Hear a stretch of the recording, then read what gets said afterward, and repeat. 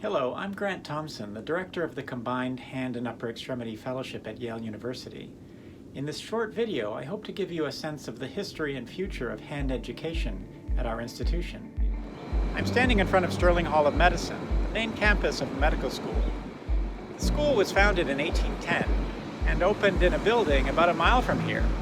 They moved to this building in 1925 to be close to the hospital. State Hospital, as it was known at the time, was built on this site almost 100 years earlier in 1833 on 7.5 acres of land. The original 13-bed hospital cost $13,000, roughly equivalent to $380,000 today, accounting for inflation. During the Civil War, the U.S. government leased the hospital for $1,000 a year, and it was temporarily renamed the Knight United States Army Hospital in honor of Jonathan Knight, one of the original founders. Tents were erected on the grounds to accommodate more than 1,500 beds. Regular hospital activities were moved to rented quarters about a mile away. Yale New Haven has been on alert as a designated military hospital in every subsequent war. In 1870, the east and west wings were added on either side of the main building to add 126 more beds for patients and a dormitory for the new Connecticut Training School for Nurses. In 1884, the hospital's name was changed to New Haven Hospital, seen here in a photo from 1911. Yale School of Medicine and New Haven Hospital formalized their relationship in 1913. We can still see the original building. Let's go take a look. I walk along this hallway every day on my way to work, along with hundreds of other people. The inscription above the pillars says 1826 on the left, then New Haven Hospital, and 1930 on the right. So obviously this facade, or maybe the whole building, has been modified about 100 years after it was first built. Unfortunately, there have been many more additions to the old structure over the years, and they have basically enclosed it, so it's not visible from the street any longer. In this flyover, you can see the relationship between the new hospital on the left to the old hospital here and the medical school behind it. The hospital moved across the street in 1953. But the buildings associated with the original hospital were still used for lab testing and outpatient facilities. Today, they're mostly academic offices and research laboratories. York Street campus of Yale New Haven Hospital is just a short walk from our academic offices and from the medical school. The inpatient buildings of Yale New Haven Hospital include 4 pavilions around a central atrium. The building here is the East Pavilion, opened in 1953. The South Pavilion in 1982. The Children's Hospital in 1993. And Smilow Cancer Center in 2009. Together, these 4 pavilions make up the York Street campus, which has a total of 1,541 inpatient beds. Just a short shuttle bus ride away from York Street campus is St. Raphael campus, which has 300 inpatient beds. But important to us, it is the location of the McGivney Advanced Surgery Center, designed specifically for ambulatory musculoskeletal care. Opened in September 2018, it features 6 large operating rooms and prioritizes patient comfort and efficiency in all aspects of patient care. Yale New Haven Health System is now the largest in Connecticut, and it's not just Yale New Haven Hospital anymore.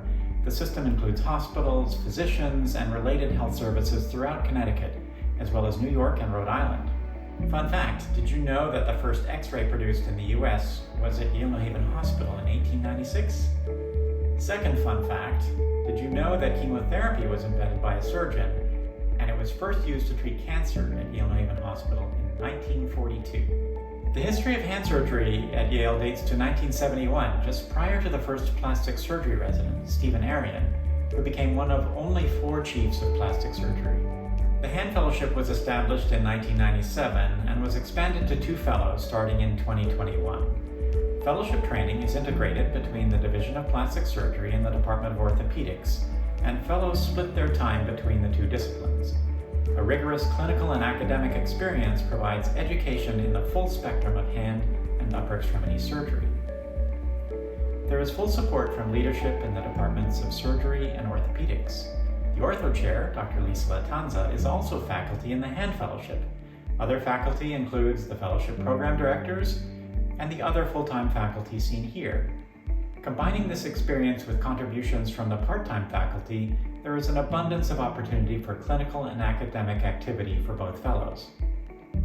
Dedicated advanced practice providers provide additional support.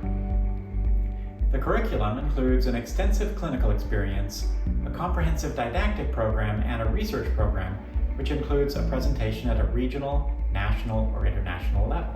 The call schedule is 1 in 3 from home, but all call activity is supervised by faculty as the ACG&E prohibits independent responsibility.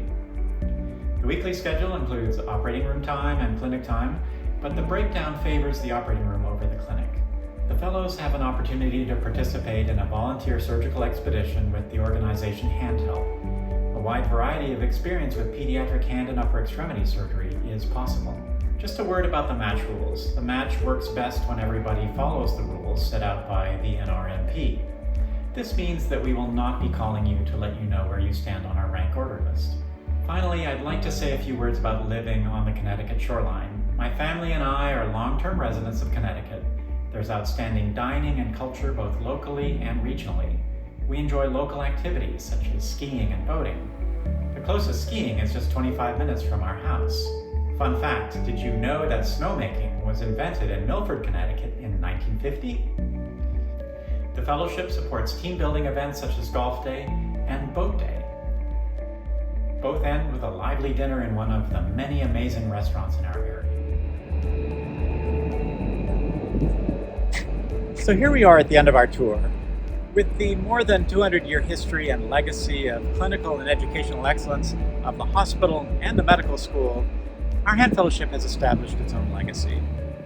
It's an exciting time for hand surgery at Yale University, and our hand fellowship is an outstanding opportunity. I hope to see you soon. Be well and stay safe.